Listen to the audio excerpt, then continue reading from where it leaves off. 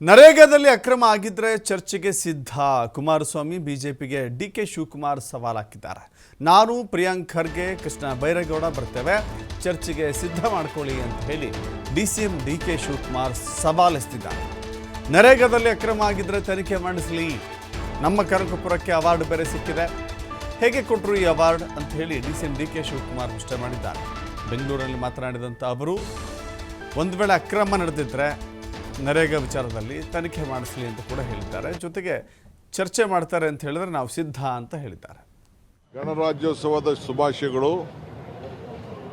ಈಗ ಫ್ರೀಡಂ ಪಾರ್ಕ್ನಿಂದ ನಾಳೆ ನಾವು ರಾಜಭವನ್ ಚಲೋ ಮಾಡ್ತಾ ಇದ್ದೀವಿ. ಬಿಜೆಪಿ ಕಚೇರಿನೇ ನಾವು ಮುತ್ತಿಗೆ ಹಾಕಬೇಕಾಗಿತ್ತು, ಆದರೆ ಬೇಡ ಅಂತೇಳಿ ನಾವು ರಾಜಭವನ್ಗೆ ಮುತ್ತಿಗೆ ಹಾಕುವಂಥ ಕೆಲಸ.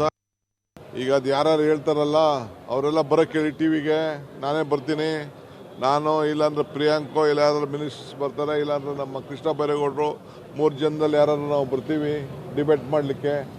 ಇಲ್ಲ ನಾಳೆ ಡಿಬೇಟ್ ಏನೇನು ಅಕ್ರಮ ಅಂತ ಮಾಡಲಿ. ಅಕ್ರಮ ಆಗಿದ್ರೆ ಯಾಕೆ ಕನಕಪುರ ತಾಲೂಕಿಗೆ ಅವಾರ್ಡ್ ಕೊಟ್ಟರು? ಅಕ್ರಮ ಆದವ್ರ ಬಗ್ಗೆ ಅವ್ರು ಏನು ಬೇಕಾದ್ರೂ ತನಿಖೆ ಮಾಡಲಿ, ಆದರೆ ಬಡ ಜನತೆಗೆ ಹೊಟ್ಟೆಗೆ ಲಾಸ್ ಆಗ್ತಿತ್ತಲ್ಲ, ಅದಕ್ಕೆ ಯಾರು ಕೊಡೋರು? 6,000 ಕೋಟಿ ರೂಪಾಯಿ ಒಂದು ವರ್ಷಕ್ಕೆ ನಾವು ಕೆಲಸ ಮಾಡ್ತಿದ್ವಿ ನಾವು. ಹಂಗಾರೆ ಮಾಡಿದ್ದು ಸರಿ ಇಲ್ವಾ? ತನಿಖೆ ಮಾಡಿ ಅವ್ರನ್ನೆಲ್ಲ ಒಳಗಡೆ ಹಾಕಲಿ. ಕೆಲವು ಕೇಸ್ಗಳಾಗಿದೆ, ನಾವೆಲ್ಲ ಯಾರ್ಯಾರಿಗೆ ಅನ್ಯಾಯ ಆಗಿದೆ ಅದಕ್ಕೆಲ್ಲ ನಾವು ಕಾನೂನು ಪ್ರಕಾರ ನಾವು ಕ್ರಮ ಕೈಗೊಂಡಿದ್ದೀವಿ ನಾವು. ಈಗ ಅದು ಯಾರು ಹೇಳ್ತಾರಲ್ಲ ಅವರೆಲ್ಲ ಬರೋಕ್ಕೆ ಹೇಳಿ ಟಿವಿ